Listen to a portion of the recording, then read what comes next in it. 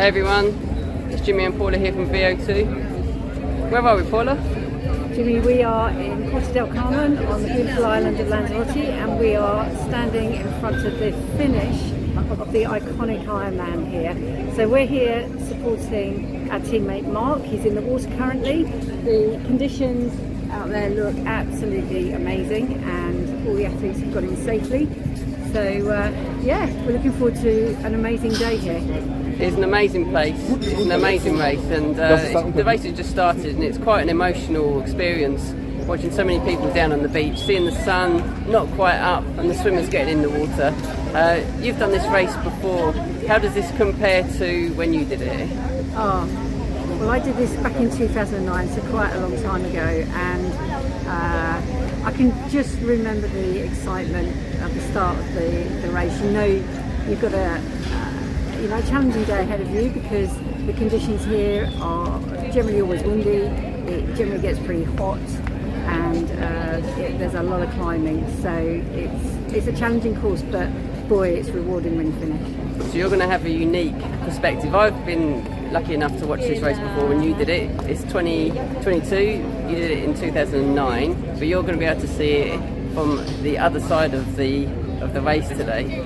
So we wish Mark all the best, and we will keep you posted throughout the day.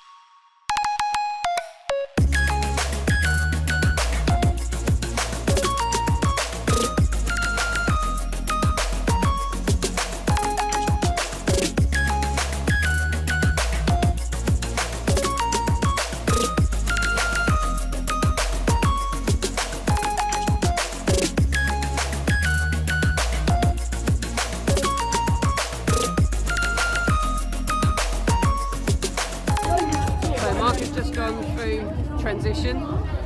You look really good. He got changed, he made sure that he was comfortable for the bike, and it's really great watching transition. You learn a lot. You see a lot of people doing a lot of different things.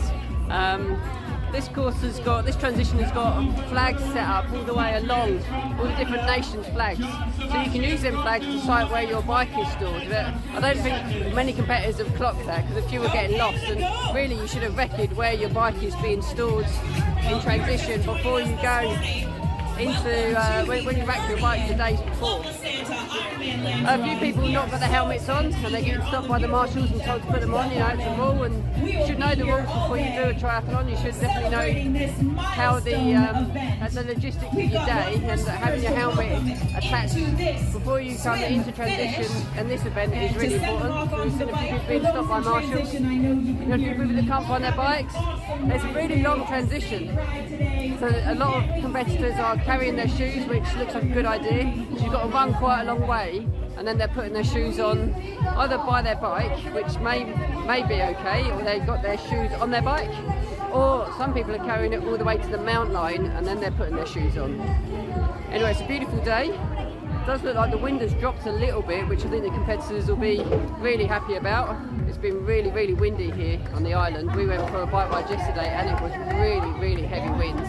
So in one direction it was really hard work, in another direction it was really pushing you. So if they're going to get that today, it's going to make for really, really tough conditions. And then we'll debate later about wheel selection, and we'll go into that a bit further on.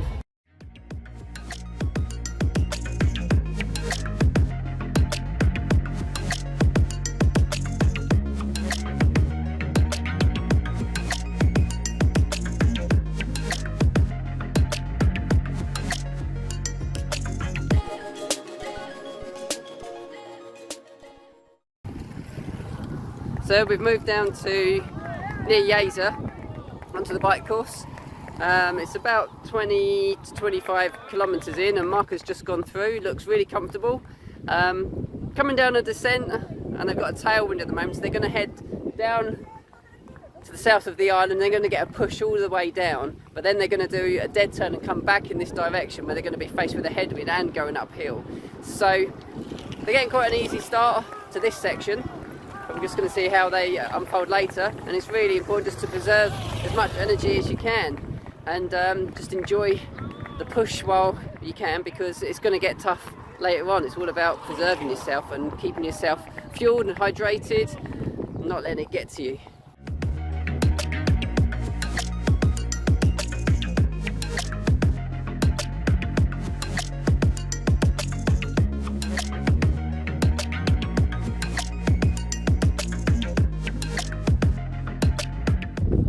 So we've walked up to the middle of the island, and we're watching the competitors coming across the lava fields. I'll try to just show you. They're just coming across the lava fields there. The way of the wind direction today means that they've had a bit of a push across that section, and then you can see the athletes behind me. They then turn into a headwind again. So it's interesting watching how people are tackling the corner. Because they're getting the push, so they're approaching the corner at quite a big speed, and it's interesting seeing how people anticipate the corner, how they change their gears when they come back into the headwind. And you can see some athletes, they've clearly studied the course. They've looked at the way the wind is blowing today, because you can see that they're judging the corner, they're making the gear changes and straight back down sort of into an aero position, and others who don't seem to have anticipated the corner quite so well. But anyway, it's interesting to see how everybody's races are unfolded to this point, and we're just waiting for Mark. He's due at this point pretty soon, so we'll keep you updated.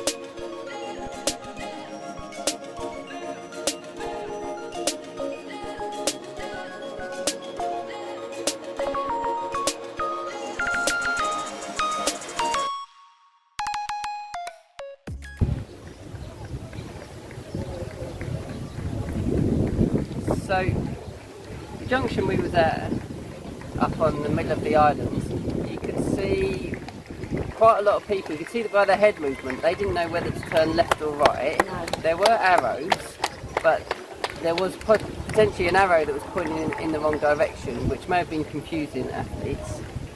What could the athletes have done to make sure that that wasn't a problem for them? Well, I would always recommend that you look at the race notes and you study the race course before you come on a course. It's impossible to get a recce or an Ironman course unless you visit the place that you're going to race. It's very difficult to always recce a whole Ironman course, bike course. So it's really important that you study the maps and that you've got an idea of where the course is going to take you. It made me think that my experience of people training for an Ironman, their first question was always about covering the distance. Yes, that's obviously really important, but it's the small things as well. Again, in the years that I raced Ironman, it's just checking out that, is it a windy course? Is it a hilly course? Is it, will you need to change your hydration and nutrition strategies? So, for example, a lot of British athletes will have come out here and trained in quite cold weather, and suddenly it's really hot. So what do you do about that? You know, if you haven't got a plan for that, then you could be creating quite a difficult day for yourself. So, although it is a long distance and people focus on the distance, and of course you've got to do conditioning for that, there's also a lot of little things that you can do to make your race successful and make your race easier and more efficient. So paying attention to the detail, I think, is always a good thing to do. And we always think about the physical when you're preparing for these events. Yeah. So always thinking about what training should I do, and there is a bit of thought going into it. I'm being a bit generalist there, but there is a bit of thought going into it. But particularly put out in media, there's not a lot about pre-race preparation, and obviously knowing the course is quite important, particularly on possibly one of the hardest Ironman bike courses in the world. Knowing whether you go left or right is quite important. So I want to talk about wheels. Yeah. And it's very windy here, really, really windy. When you competed in 2009, what wheels did you go for? What depth of wheel? If you don't know, we're talking about how aerodynamic your wheels are, and you have different depth rims. So you can have normal depth, which means they're not that aerodynamic, but you can have really deep rims that are extremely aerodynamic. I just went for normal wheels. I actually opted for a road bike for this course, which suited me very well. I had normal wheels on it. I didn't opt to have any sort of deep section wheels. I because of not knowing the direction of the wind, and the wind can gust around on the island as well, I wasn't sure whether having deep sections would give me any advantage. For me, that was definitely the right choice. However, you know, we're seeing a whole selection of wheels out here, deep sections, normal wheels. Some people are riding a disc on the back, and you know, obviously everybody knows what's going to suit them best, or they think they know what's going to suit them best, and they make their decisions. For me, I'm not sure this is a disc wheel course, but I guess, you know, everybody makes their choices. Totally, yeah. I mean, it can depend on how heavy you are, Yep. as to what sort of wheels you think you can cope with. Depends on what braking system you've got, as to how many pairs of wheels you actually own, because a lot of bikes, from when you did it, you know, bikes have changed a lot in that period of time, and time trial bikes aren't as aggressive as they used to be. They've been manufactured much more for the masses, which means that they're much more general, so many more people can ride them. But generally, because of disc brakes, they come with a pair of wheels, and people won't actually have different sets of wheels. That's true. So yeah, that's changed it a lot. I think from watching, I've probably seen more discs here than I've ever seen.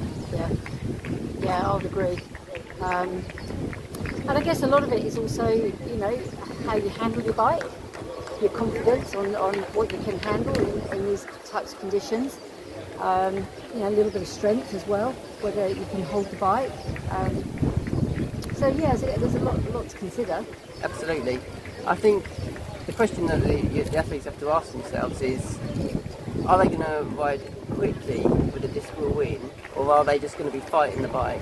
I know that in these conditions I'd be fighting the bike, and going for very shallow wheels will probably be more optimal for dealing with these conditions, so you're not having to put extra energy into fighting the bike. And I do admit, you know, there are sections here where it's really, really quick, but is that going to get outweighed by you losing energy fighting your bike for when you get here onto the run section? Well, that's true. I mean, I guess it's something you won't know until Start running. until you do it, but that would be, from my experience, probably what I would choose looking at it. Yeah, and one of the biggest mistakes, I guess, I have seen over the years is that people put way too much energy into the bike.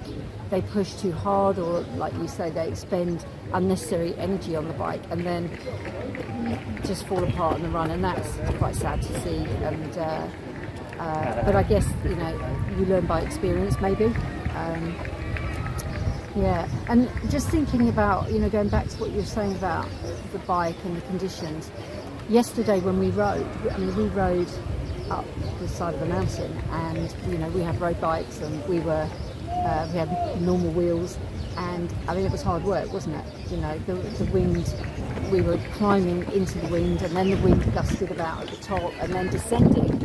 It was equally challenging coming off the mountain. So for me, that would be the proof that normal wheels would always be the right thing for me on this particular course. Yeah, absolutely. Well, we've got more people coming in, so we're gonna keep watching.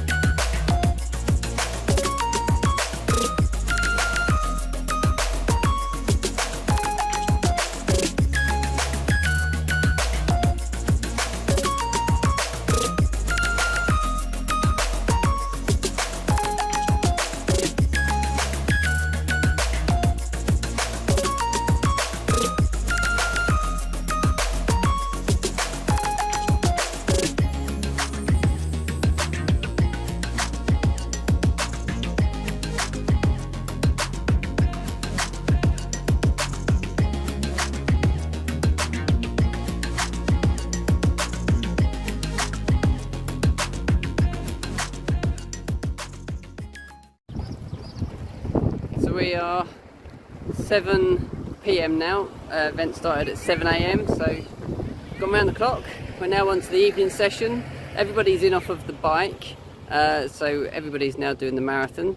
It's tough, it's really tough. I hate to say something that's really obvious, but it is so demanding. It's like the swim and the bike is just there to wear them down, and then they've got to get through the marathon. And you see the people that are really efficient, you can see the people who aren't efficient, they're just suffering, people that haven't managed themselves well, that are cramping, people that are walking, people that are nursing niggles and injuries. There's a lot going on. So they've got till midnight to get finished, so we just got to see how people unfold. You see lots, when you watch the race, you see people's journeys through the day, because you recognise their kit and you kind of get to see how their day is unfolding. And you can see some people that have been flying in the swim, flying on the bike, then falling to bits in the run. And you can see the other side as well. You can see people that paced their swim, they paced their bike, and now they're running really, really well. So it's really great to see it. So let's see how the rest of the evening session unfolds.